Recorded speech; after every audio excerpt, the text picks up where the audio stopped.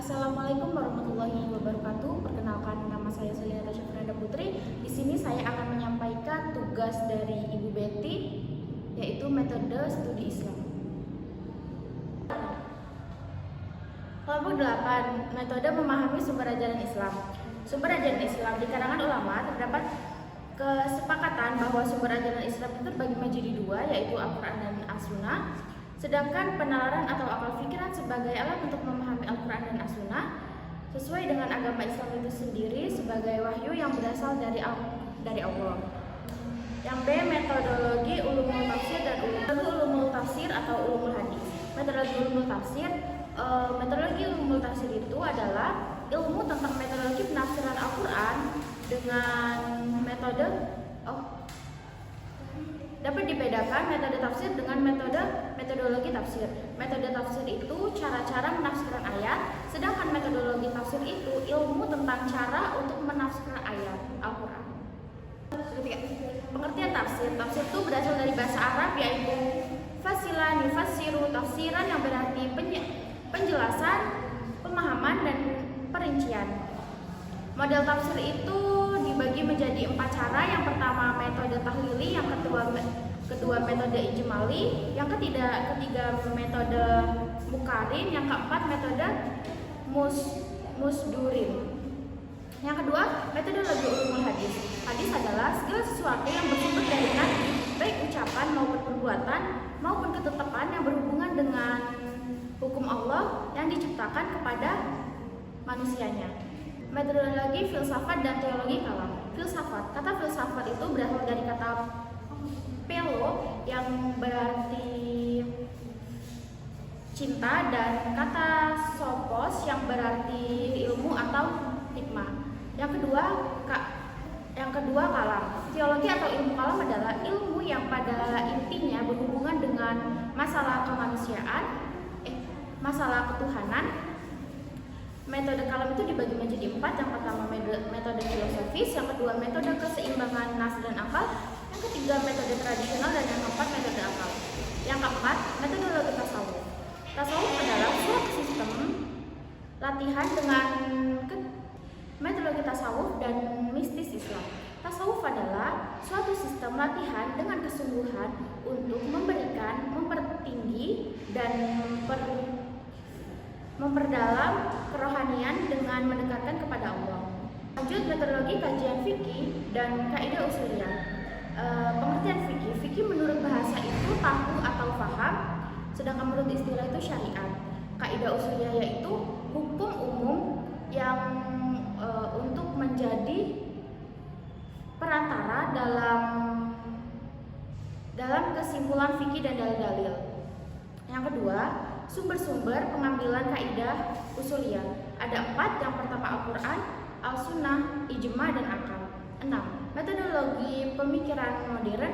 Pengertian pembaruan Islam itu, pembaruan Islam adalah membuang ajaran Islam yang lama dan mengganti ajaran Islam yang baru. Yang kedua, metode penelitian modern dalam Islam itu ada 2 metode. Yang pertama penelitian Descartes, yang kedua penelitian HARG. Lanjut ke kelompok 9, model penelitian agama. Yang A, hasil penelitian agama. Yang pertama, arti penelitian. Penelitian adalah sistematis dan objektif untuk mempelajari suatu masalah dan menentukan prinsip-prinsip umum. Yang B, penelitian agama dan penelitian keagamaan. Penelitian agama itu lebih mengutamakan materi agama, dan penelitian keagamaan itu lebih mengutamakan pada sistem dan sistematis keagamaan. Yang C, konstruksi teori penelitian agama. Teori yang digunakan dalam penelitian agama itu ada 6. Yang pertama teori perubahan sosial, yang kedua teori struktural fungsional, yang ketiga teori antropologi, yang keempat teori budaya, yang kelima teori pertukaran sosial, dan yang keenam teori sikap. D, model-model penelitian. Di antaranya itu ada analisis sejarah, analisis lintas budaya, eksperimen, observasi, lalu reservasi, dan analisis isi. Lanjut ke kelompok 10, ada Islam dan gagasan universal. Lanjut ke kelompok 10, ada Islam dan gagasan universal. A. dilihat dari bahasa, kata Islam itu terdiri berarti kedamaian, kesucian, kepatuhan, dan ketaatan. Globalisasi dan universalisme Islam itu merupakan sebuah pemahaman yang berarti sebuah pemahaman yang berangkat dari fakta tekstual historis. Yang B, modernisme berarti gerakan yang bertujuan untuk menafsirkan kembali doktrin tradisional. Modernisme berarti gerakan yang bertujuan menafsirkan kembali doktrin tradisional, menyesuaikan dengan aliran-aliran modern dalam filsafat, sejarah, dan ilmu pengetahuan. Sedangkan puristisme paham dan tingkah laku yang diajarkan atas ajaran kaum Paristan. Yang C, fundamental artinya bersifat pokok, mendasar. Sedangkan fundamentalisme artinya paham yang cenderung memperjuangkan sesuatu secara rasional, secara radikal. Yang D, eksklusif artinya sendirian. Yang D, eksklusif artinya sendirian tanpa disertai yang lain. Sedangkan inklusif artinya sampai dengan.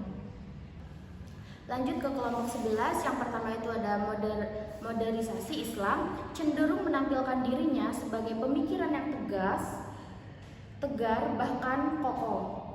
Sedangkan postmodernisme dapat diartikan sebagai pemahaman modernisme baru. Yang B, liberalisme merupakan paham kebaikan, artinya manusia memiliki kebebasan untuk berpikir dan bertindak sesuai dengan apa yang diinginkan. Yang C, Islam kultural artinya kesopanan, kebudayaan, dan pemeliharaan. Sedangkan Islam struktural adalah pandangan yang mengatakan bahwa semua masyarakat dan kebudayaan milik struktur yang sama dan tetap. D, post-tradisionalisme merupakan gerakan yang lahir dengan proses yang panjang dan berakar pada pemikiran pencerahan tempo dulu. Lanjut ke kelompok 12, pengertian Islam dan globalisasi. Islam berasal dari bahasa Arab yaitu salima dan aslama. Salima yang artinya damai, dan salima yang artinya selamat, dan aslama yang artinya damai. Adapun kata globalisasi berasal dari kata global yaitu menyeluruh dan menyatu dari berbagai unsur menjadi satu. 2. Dampak globalisasi di dunia Islam. Yang pertama, jati diri. Yang kedua, kurangnya perkembangan kapasitas. Yang ketiga, hadirnya berbagai media. Yang ketiga, tantangan agama di era globalisasi. Sering diperkembangkan di era globalisasi ini membuat cara berdakwah ikut mengalami perkembangan yang signifikan. Lanjut ke kelompok 13, studi kawasan Islam adalah kajian yang dapat menjelaskan situasi seseorang karena menguraikan fokus materi kerjaannya tentang berbagai area mengenai kawasan dunia Islam dan lingkungan hidup di dalamnya. Yang B, studi Islam di bawah yaitu studi yang dilakukan oleh orang Indonesia di barat yang berlangsung cukup lama. Adapun studi Islam di timur hampir sama dengan di barat. Yang C, untuk hidup dan berkembang dalam masyarakat, agama harus menjadi keagamaan bagi masyarakat demi keberlangsungan hidup yang memanfaatkan lingkungan hidup, mencakup biologi, sosial, adab, dan integratif. Sekian dari saya. Wassalamualaikum warahmatullahi wabarakatuh.